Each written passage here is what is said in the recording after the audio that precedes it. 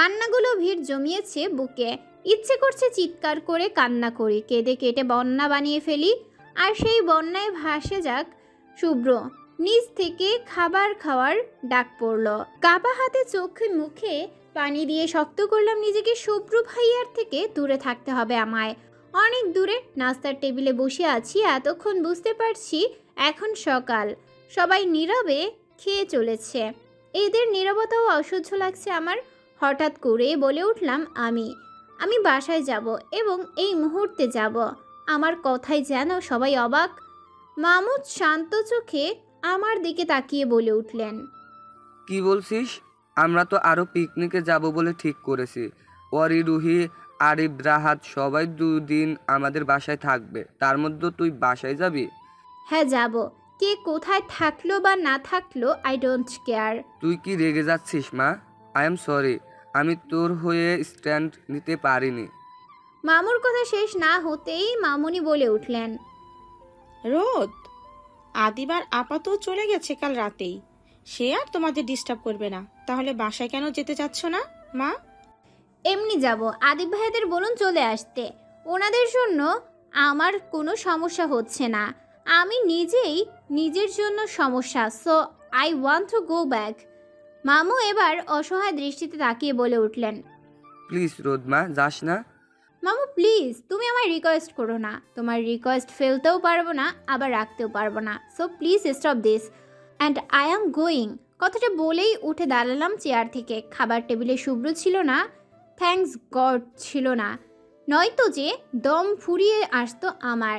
এখন ভালোই ভালোই এখান থেকে বিদায় হলে বাঁচি।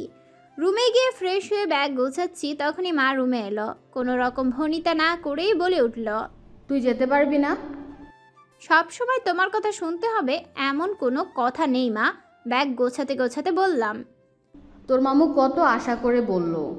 মার কথায় কেন জানি রাগ উঠে গেল। তাকে মাঝ পথেই থামিয়ে দিয়ে বলে উঠলাম, সব সময় তোমাদের ইচ্ছা আশা ভালো লাগা দিয়ে চলবে না আমার। আমার ভালো লাগা খারাপ লাগা তোমার চোখে পড়ে না কখনো? এভাবে বড়দের মতো কথা বলছিস কেন? তোর বিহেভিয়ার দিন দিন খারাপ হচ্ছে। বলেছ শেষ। এখন প্লিজ যাও এখান থেকে, বিরক্ত লাগছে। আমি প্রচুর রেগে আছি। এখন উল্টাপাল্টা কিছু বলে দিলে তোমার ভালো লাগবে না। So please leave me. আমি কথা বললেই কি তুই বিরক্ত হোস? মা প্লিজ যাও। রাস্তা ধরে হাঁটছি, সকাল প্রায় 10টা। কর্মমুখর মানুষের ব্যস্ততা চারপাশে। এভাবে উদ্দেশ্যহীন হাঁটায় বেশ মজা আছে। ভিড়ের মধ্যে নিজেকে একটু একলা পাওয়া যায়। হাজার মানুষের ভিড়ে কারো দিকে কারো তাকানোর সময় নেই। সবাই যার যার কাজ নিয়ে চিন্তা নিয়ে ব্যস্ত। এত সময় কোথায় তাদের? ব্রিজের ওপর দাঁড়িয়ে আছি, নিচে বেগমান পানি। আচ্ছা, এখান থেকে লাফিয়ে পড়লে কি আমি মরে যাব? ইস, জীবন দুবার পাওয়া গেলে আমি অবশ্যই একবার মরে দেখতাম। মানুষ মরার পর মানুষের কত রিয়াকশান। আমি মারা গেলে সবার কেমন রিয়াকশন হবে জানার খুব ইচ্ছা। আচ্ছা, শুভ্র ভাইয়া কি খারাপ লাগবে? উনি কি কাঁদবেন? মা ছি, উনি কাঁদতে যাবেন কেন? কি অদ্ভুত চিন্তা আমার। ঠিক তখনই তুমুল হর্ন কানে এলো। কেউ একজন ক্রমাগত হর্ন বাজাচ্ছে। ইচ্ছে করছে একটা চড় লাগাই লোকটার গায়ে। অত্যন্ত বিরক্ত নিয়ে পিছনে ফিরে তাকালাম। ভাইয়া বাইকের উপর বসে কিউট স্মাইল দিয়ে আমার দিকে তাকিয়ে আছেন। ভাইয়াকে দেখে ভালো লাগলেও মুখে বিরক্তির ছাপ ফুটিয়ে তুলে বলে উঠলাম, কি চাই? মানে? আজ 2 ভাই বোন একই শহর থেকে দূরে কোনো গ্রামে ঘুরে আসবো। মন একদম ফ্রেশ হয়ে যাবে। আমি যাব না, তুই ফোট এখান থেকে। চল না যাই। না, তোর অফিস নাই? অফিসে যা না, জ্বালাচ্ছিস কেন? আরে রুহি বিয়ের জন্য তো ছুটি নিয়েছি। ছুটিতে অফিসে যাব কেন? বিয়ের ছুটি এমনি এমনি যেতে দিলে হয়, কাজে লাগতে হবে, বুঝেছিস? আজ আমরা গ্রামে গ্রামে ঘুরে মেয়ে খুঁজব, মিশন পাত্রী খোঁজার, বুঝলি? এবার চলে আয় তো ফার্স্ট। ঢাকায় মেয়ে কম পাওয়া যায়, যে ওখান থেকে আনবি। সেটা তুই বুঝবি না। নদীর পাড়ে কি জানি একটা গাছের তলায় বসে আছি। ভাইয়া বলেছে এটার নাকি নাম ছাড়া গাছ। এসব গাছের নাম হয় না। সত্যিই কি নাম হয় না? এইটা নিশ্চয়ই ভাইয়ার গাঁজাখুরি মতবাদ।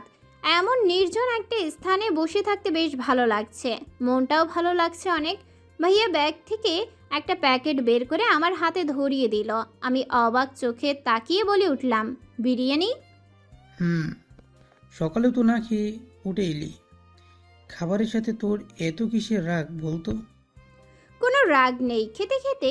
আচ্ছা ভাইয়া, তুই না বললি গ্রামে গ্রামে ঘুরে পাত্রী খুঁজবো, তাহলে এখানে বসে আছি কেন? হোয়াই? আরে পাগলি, তুই হয়তো জানিস না, নদীর দ্বারাই পাত্রী খোঁজার সবচেয়ে সুইটেবল জায়গা। তাই নাকি? ভুরু কুচকে বললাম। একদম। এই দেখ, কোমর দুলিয়ে কলসি কাঁধে চারপাশে 4 গ্রাম থেকে মেয়েরা আসবে। মহা ভালো। আরে আহাম্মক, এখন আর মেয়েরা কলসি কাঁখে নদীতে আসে না, সবার বাড়িতে কলঘর আছে, বুঝিস না? সচেতন বাংলা। তোর কপালে বুঝি আর বউ নাই রে, তোকে চিরকুমারী থাকতে হবে। ভাইয়ার কথায় হুহা করে হেসে উঠলাম আমি, সাথে ভাইয়াও। 3 দিন যাবৎ শুভ্র ভাইয়াকে অ্যাভয়েড করে চলেছি, চোখে লাগার মতো অ্যাভয়েড। খুব প্রয়োজন ছাড়া ওনার সামনেই পড়া বন্ধ করে দিয়েছি এখন। ভার্সিটি যাই না 3 দিন হলো। ফোনের সিম চেঞ্জ করেছি। উনি বাসায় এলে দরজা লাগিয়ে বসে থেকেছি। মোট কথা টপ লেভেলের অ্যাভয়েড যাকে বলে, একদম মুখ দর্শনও বন্ধ। হঠাৎ ফোনটা বেজে উঠল। চিত্রা ফোন করেছে। নাম্বার কেমনে পেল কে জানে। ফোনটা ধরতেই উদ্বিগ্ন কণ্ঠে বলে উঠল, কি সমস্যা তোর? ক্লাসে আসিস না কেন? ফোনেও তো পাওয়া যায় না। ঠিক আছিস তুই? ঠিক আছি। কি বলবি তাই বল, আমার ঘুম পাচ্ছে। সকাল 8টা ক্লাস টাইম, এখন কিসের ঘুম? মরার ঘুম। তোর যা বলার বলতো, কথা পেঁচাস না। সেমিস্টার তো চলে এলো, শীর্ষ নোটস কিছু তো নিসনি। আজ স্পেশাল ক্লাস আছে আকাশ স্যারের। আজ তো অ্যাটলিস্ট ভার্সিটিতে আসিস। শুভ্র ভাই বারবার খোঁজ করে, কিছু বলতে পারি না, খারাপ লাগে। তোর শুভ্র ভাই আমার খোঁজ কেন করে? অবাক হয়ে বললাম। শুভ্র ভাই আমার কবে থেকে? এইটুকু বলতেই ফোনটা কেটে দিলাম। আর কথা বলতে ইচ্ছে করছে না, ভার্সিটি যাওয়া উচিত। এভাবে বাড়িতে বসে থাকা যায় না, তাই রেডি হয়ে ব্রেকফাস্ট করে চলে গেলাম ভার্সিটিতে। ভার্সিটি গেটে পা রেখেই কেমন অন্যরকম ফিলিংস হলো, যেন কতদিন পর আসছি, সব যেন অপরিচিত। একটা দীর্ঘ নিঃশ্বাস ফেলে হাঁটা দিলাম। কিছুক্ষণ পরেই হাতে টান পড়ল। তাকিয়ে দেখি শুভ্র ভাইয়াকে দেখতে পেলাম। ইস, কি অবস্থা করেছেন চোখে মুখের! এমন হচ্ছে কত রাত ঘুমোননি উনি। খুব মায়া লাগছে ওনাকে দেখে, কিন্তু আমার তো মায়া লাগলে চলবে না, তাই বিরক্তি নিয়ে চোখ কপালে কুঁচকে হাতটা ঝাড়া দিয়ে ছাড়িয়ে বলে উঠলাম, আসসালামু আলাইকুম ভাইয়া, কোনো দরকার? পাবলিক প্লেসে এভাবে হাত ধরলেন কেন? নিশ্চয়ই কোনো দরকার ছিল। দেখুন, কোনো দরকার হলে আমায় বলবেন, এমন হুটহাট হাত ধরবেন না। আমি আসি, ক্লাস আছে। কথাটা বলেই হাঁটা দিলাম সামনের দিকে। উনি অবাক চোখে এখনও আমার দিকে তাকিয়ে আছেন। থাকলে থাকুক, তাতে আমার কি। ক্লাস শেষ করে বের হয়ে কিছুটা সামনে এগুতেই কেউ টেনে ফাঁকা ক্লাসে দাঁড় করিয়ে দিল আমায়। শুভ্র ভাইয়া। ওনার চোখ দুটো লাল টকটকে। খুব জিজ্ঞেস করতে ইচ্ছে করছে কি হয়েছে আপনার, কিন্তু জিজ্ঞেস করা হলো না। উনি শান্ত দৃষ্টিতে তাকিয়ে বলে উঠলেন, আমার সাথে কথা বলছো না কেন? 3 দিন পর দেখা দিলে, এসবের কারণ কি? কেন? আপনার সাথে কোনো কন্ট্রাক্ট সাইন করা ছিল যে প্রতিদিন আপনার সাথে কথা বলে সকাল সকাল আপনাকে মুখ দেখাতে হবে? উনি পাশের বেঞ্চটাতে জোরে লাথি দিয়ে দেয়ালের সাথে চেপে ধরে বলে উঠলেন, মজা করো আমার সাথে? ফাজলামো পেয়েছো? আমাকে মানুষ মনে হয় না? আমি মরে যাচ্ছিলাম আর তুমি মজা নিচ্ছ?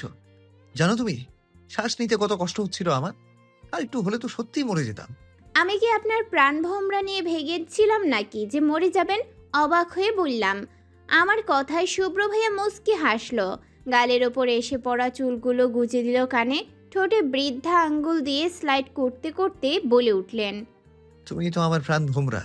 উনি আরও কিছু বলতেন, তার আগেই চিৎকার গলার আওয়াজ কানে এলো। সাথে সাথেই আমাকে ছেড়ে দূরে গিয়ে দাঁড়ালেন। লুচুপোলা চিত্রার ভয়ে ছেড়ে দিল নির্ঘাত। তার চিত্রা বেবি কষ্ট পাবে বলে কথা। অসভ্য সাদা বিলাই কোথাকার। আমার ভাবনায় জল ঢেলে চিত্রা অপরাধী দৃষ্টিতে তাকিয়ে বলে উঠল, সরি ভাইয়া, আই থিঙ্ক আমি রং টাইমে চলে এসেছি। না না, ইটস ওকে। আমরা এমনি ভাইয়ার বিয়ে নিয়ে ডিসকাশন করছিলাম, জোরপূর্বক হাসি দিয়ে। অ্যাকচুয়ালি লাস্ট টাইম তো আবিরের গন্ডগোলের জন্য এঙ্গেজমেন্টটা হয়ে ওঠেনি, সো ওটাই রিপিট করা হবে আগামী শনিবার। ওটা নিয়ে কথা বলছিলাম, জাস্ট, অন্য কিছু না। ও আচ্ছা। আমি কিছুক্ষণ চুপচাপ দাঁড়িয়ে থেকে ওনাদের সংঢাঙের কথা শুনেই চুপচাপ বেরিয়ে এলাম রুম থেকে। এই শুভ্র ভাইয়ার মতিগতি কিছুই বুঝি না আমি। কি চায় সে আমার থেকে? কেন এত নজরদারি আমার উপর? মামুর ভাগ্নি বলে, নাকি অন্য কিছু? হঠাৎই পেছন থেকে কেউ একজন বলে উঠল, ভাবি। বিরক্তি নিয়ে পেছনে তাকাতে দেখি রাতুল ভাইয়া। এদের মধুর স্বরে ভাবি ডাক শুনে নিজেকে সরকারি ভাবি বলে মনে হয়। বিরক্তি দমন করে জোরপূর্বক একটা ক্লোজআপ হাসি দিয়ে বললাম, জি দেবরজি বলেন। ভাইকে পাইতেছি না। ভাই কই? মিটিং আছে, লেট হচ্ছে। আপনার ভাই কই আমি কি করে জানবো? আমার কি জানার কথা ছিল নাকি? না মানে লাস্টে যখন দেখেছিলাম তখন ভাই আপনার সাথেই ছিল। ওই ফার্স্ট ইয়ারের ক্লাসের দরজা লাগাইছিস? রাতুল ভাইয়া কথাটা সাদা মনে বললেও আমার রাগ তখন সপ্তম আকাশে। আমাকে নিয়ে দরজা লাগাচ্ছিল। ছি, কি বিশ্রী শোনায় কথাটা। মেজাজ 49 করে কোনো কথা না বলেই হাঁটা দিলাম বাড়ির পথে। সব কটা আহাম্মকে ঢেকি, অসহ্য, জাস্ট অসহ্য। আজকে আপুর এঙ্গেজমেন্ট, সেদিন আমি অসুস্থ হয়ে পড়ায় এঙ্গেজমেন্টটা আর হয়নি। ওখানেই অনুষ্ঠান থামিয়ে দিয়েছিল মামু। মার সাথে দাঁড়িয়েছিলাম, হঠাৎ কোথা থেকে এক মহিলা এসে অমায়িক হাসি দিয়ে বলে উঠল, কেমন আছো মা? যেন আমি তার হারিয়ে যাওয়া বৌমা। আমি মুস্কি হেসে উত্তর দিলাম, জি আলহামদুলিল্লাহ ভালো। আপনি? আমার কথায় উনি যেন চাঁদ হাতে পেয়েছেন। খুশিতে গদগদ হয়ে আম্মুর দিকে তাকিয়ে বলে উঠলেন, আপা, আপনার মেয়েটা যেমন লক্ষ্মী তেমন মিষ্টি, আমার ছেলেটাও তেমন। কি ভদ্র। এবার ডক্টরি পাশ করে হসপিটালে বসেছে, আমাদের নিজেদের ক্লিনিক। আম্মু চলন সহ হাসি দিয়ে চলেছেন ক্রমাগত। মায়ের হাসিতে মহিলা যেন আরও ভরসা পেলেন। হাসি মুখে বললেন, আপা, আপনার মেয়েকে বিয়ে? আন্টির কথাটা শেষ হওয়ার আগেই কেউ একজন পাশ থেকে বলে উঠল। ভাবি। পাশে তাকিয়ে দেখি আবার সেই রাতুল ভাইয়া। উফ, আমার হয়ে যাওয়া বিয়েটা একটা মাত্র ভাবি ডেকে ভেঙে দিল তো। আমি আম্মুর দিকে তাকাতেই দেখি আম্মু কড়া নজরে আমাকে একবার তো আরেকবার রাতুল ভাইয়াকে দেখছেন। ভাবি কথাটা নিতে তার যথেষ্ট কষ্ট হচ্ছে। তার অবিবাহিত মেয়েকে কোনো সুদর্শন হ্যাবলাকান্ত পুরুষ অবলীলায় ভাবি ডাকছে, সেটা মা জাতি হিসেবে তার মেনে নেওয়ার কথা নয়। আমি মুস্কি হেসে ওনার দিকে তাকিয়ে বললাম, জি ভাইয়া বলুন। আপনাকে আঙ্কেল ডাকছে। আঙ্কেল? মানে আপনার মামু ডাকছে। এঙ্গেজমেন্টের রিং নাকি আপনার কাছে, এগুলো চাইছেন। ও আচ্ছা, ওকে চলুন। আমার কাছে কোনো রিং কোনো কালেই ছিল না। রাতুল ভাইয়া যে ডাহা মিথ্যে কথা বলেছেন তা বেশ বুঝতে পারছি, কিন্তু কেন? এই ভাবির রহস্য তো দূর করতেই হবে। আমাকে কোন আহাম্মকের বউ বানিয়ে চলেছে ক্রমাগত কে জানে। ওরা আমায় ভাবি ডাকে, তাহলে ওদের ভাইকে শুভ্র ভাইয়া? ইয়েস, কারণ একমাত্র শুভ্র ভাইকেই ওরা ভাই ভাই বলে ডাকে। আমি এতটা ডাফার কি করে হলাম? ওরা আমাকেও অনেকবার বলেছে ভাই এটা ভাই ওটা, আর আমি বুঝতেই পারলাম না। শিওর তো হতেই হবে, যেই কথা সেই কাজ। একটু দূরেই কোল্ড ড্রিঙ্কস হাতে নিয়ে রাতুল ভাইয়া দ্রুত পায়ে হেঁটেই চলেছেন। আমি সোজা ওনার সামনে গিয়ে দাঁড়ালাম। ব্যাপারটাই উনি অবাক। আমি ওনার দিকে তাকিয়ে মুস্কি হাসি দিয়ে বললাম, কেমন আছেন রাতুল ভাইয়া? আলহামদুলিল্লাহ ভালো ভাবি। আপনি কেমন আছেন ভাবি? ভালো, খুব ভালো। দাঁত কেলিয়ে বললাম, তো এতগুলো কোল্ড ড্রিঙ্কস নিয়ে কোথায় যাচ্ছেন ভাইয়া? ছাদে যাচ্ছি ভাবি। ভাই নিয়ে যেতে বলেছে। সাহেল ভাইয়ারা সবাই ওখানে মিলে আড্ডা দিবে তো, তাই। ও আচ্ছা আচ্ছা, খুব ভালো। ভাই আড্ডা দিবে? খুব ভালো, খুব ভালো, মহা ভালো। আমি এখন যাই ভাবি, দেরি হলে ভাই রাগ করবে। না, আপনি যাবেন না? মানে সিম্পল, আপনি ছাদে যাবেন না, এখানে আমার পাশে দাঁড়িয়ে থাকবেন। আমি এখানে দাঁড়িয়ে থেকে কি করব? আমার সাথে গল্প করবেন। আমার না খুব গল্প করতে ইচ্ছে করছে, বুঝলেন? সো আপনি এখন আমার সাথে দাঁড়িয়ে দাঁড়িয়ে গল্প করবেন। কিন্তু ভাই রাগ করবে তো ভাবি, আর আমি আপনার সাথে কি নিয়ে গল্প করব? অনেক টপিকস আছে গল্প করার মতো। আর ভাইয়ের টেনশন করবেন না, ভাই কিছু বলবে না। ভাইদের উপর হলো ভাবি। একটা সিক্রেট বলি, জি। আপনার ভাই কিন্তু আমায় দেখে ভয় পায়, ভালোবাসে তো বুঝেন না। আচ্ছা, আপনার কি মনে হয় আপনার ভাই আমাকে সত্যি ভালোবাসে নাকি সব নাটক? ভুরু নাচিয়ে? জি জি, অনেক ভালোবাসে। নাটক কেন হবে? আস্তাগফিরুল্লাহ। আপনি কিভাবে বুঝলেন অনেক ভালোবাসে? বুঝবো না কেন? আপনি কোথায় যাচ্ছেন, কি করছেন, সবকিছু ভাইয়ের জানা। অলওয়েজ আপনাকে কেউ না কেউ ফলো করে, যদিও ডিস্টেন্স রেখে, তাই আপনি বুঝেন না। আর সেই দিন তো স্পন্দের হ্যাপি কেলিয়েছে, হাত ভেঙে দিয়েছে একদম। কেন কেলিয়েছে? সরি, মেরেছে কেন? আপনার দিকে তাকিয়ে সিটি বাজিয়েছিল বলে। ওহ, এইটুকুর জন্য হাত ভেঙে দিল? অবাক হয়ে বললাম। জি, ভেঙে দিল। আচ্ছা, আমি সম্পর্কে আপনার কি হই? ভাবি। আপনি আমার কি হন? জি মানে দেবর হই। আপনার সাহেল ভাইয়ের কি হই আমি? উনি তো সানশাইন বলেন। ও হ্যাঁ, তাই তো। তাহলে আপনার শুভ্র ভাইয়ের কি লাগি? বউ। ওনার কথায় ভুরু কুঁচকে তাকালাম, সন্দেহ দৃষ্টিতে বলে উঠলাম, বউ? এটা শুভ্র ভাইয়া বলেছে আপনাকে? ভাই তো সবাইকে বলে দিয়েছেন। রোদ হলো আমার বউ। সো তোদের মধ্যে একজনও যদি ওর দিকে চোখ তুলে তাকাস, জাস্ট খুন করে ফেলবো। ভুল করে যেন ওর দিকে চোখ না যায়, তো আমার থেকে খারাপ কেউ হবে না। আমার জিনিসে কেউ নজর দিবে তা আমি কিছুতেই সহ্য করবো না, মনে থাকে যেন। আমি জিনিস হয়ে গেলাম?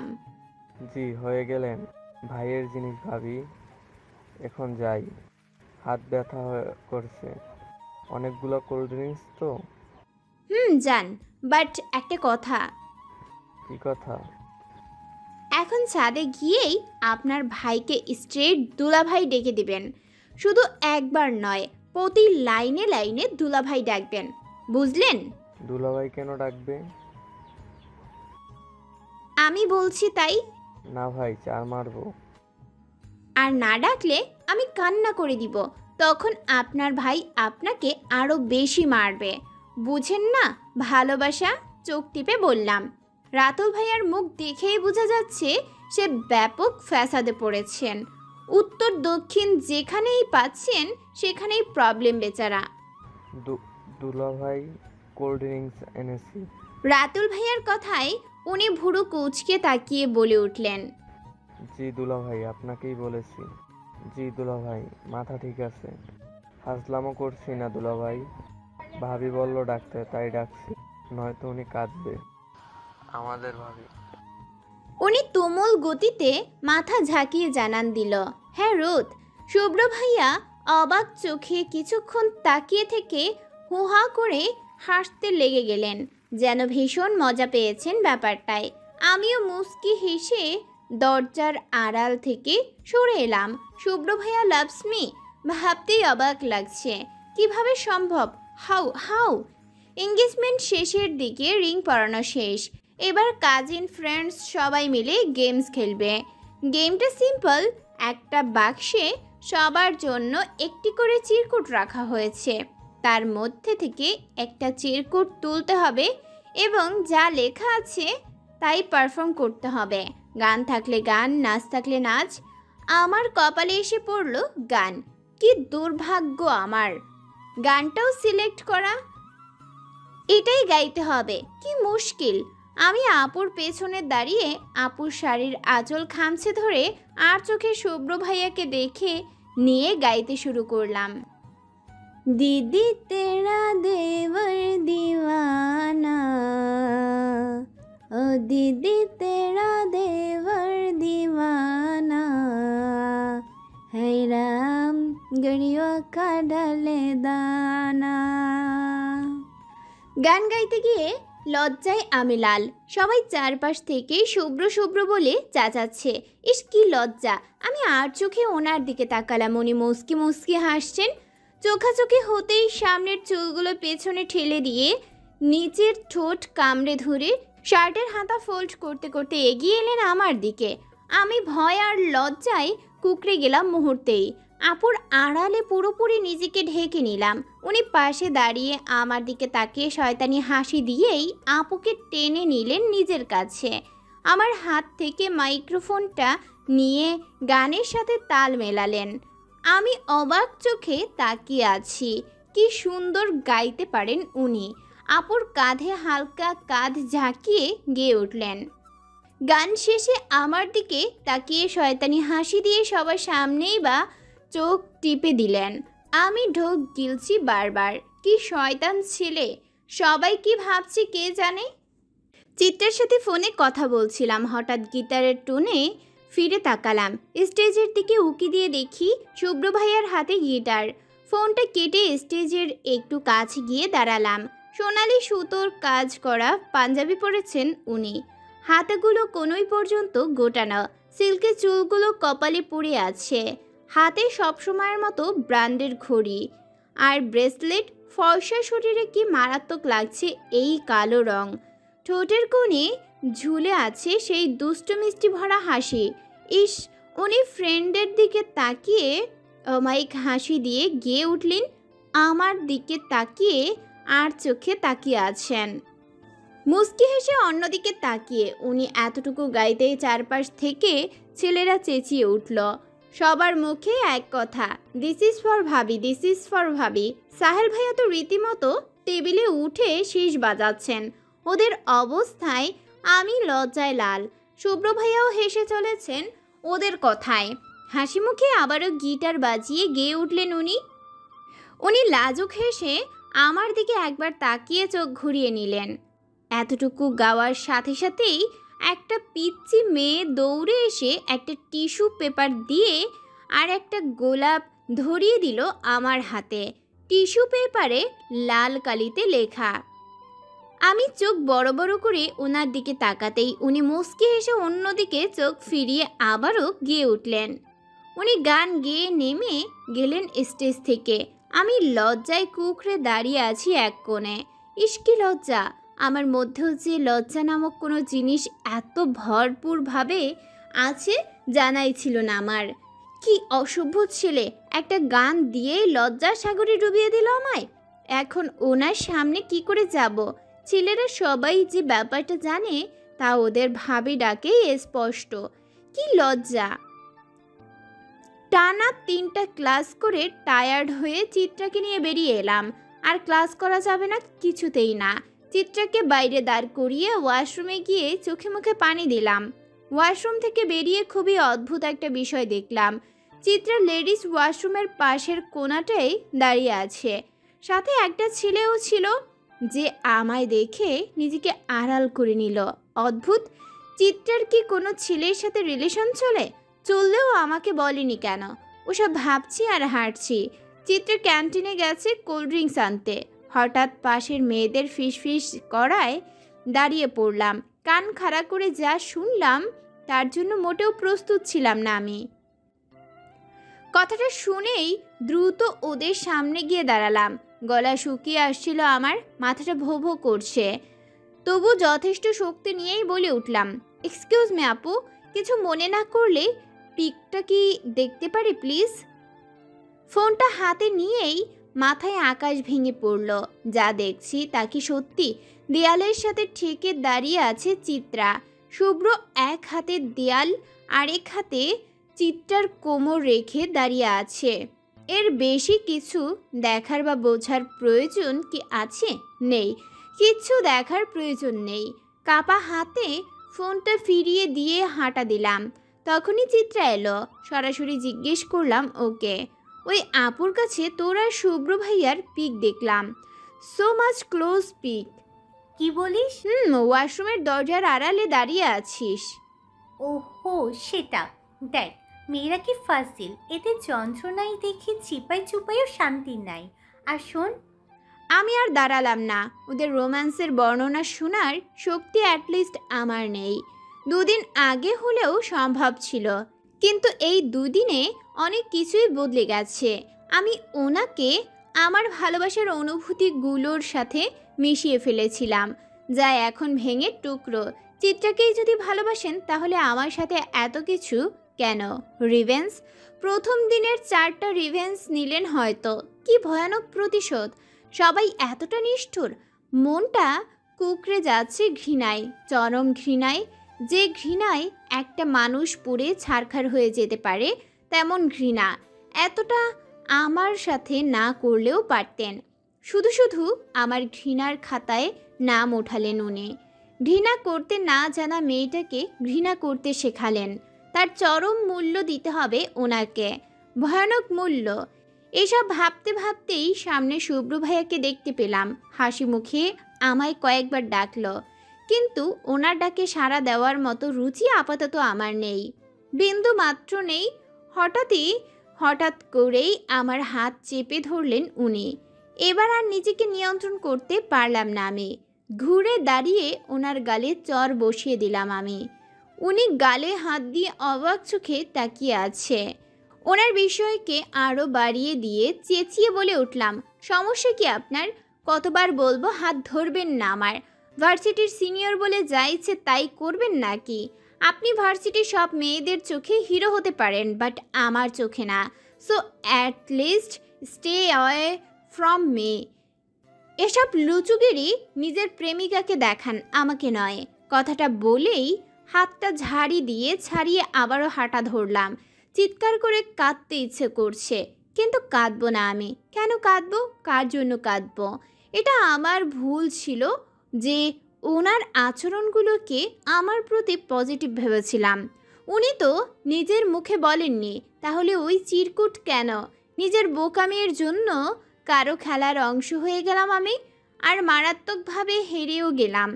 বাসায় এসেই রুমের দরজা দিয়েছি।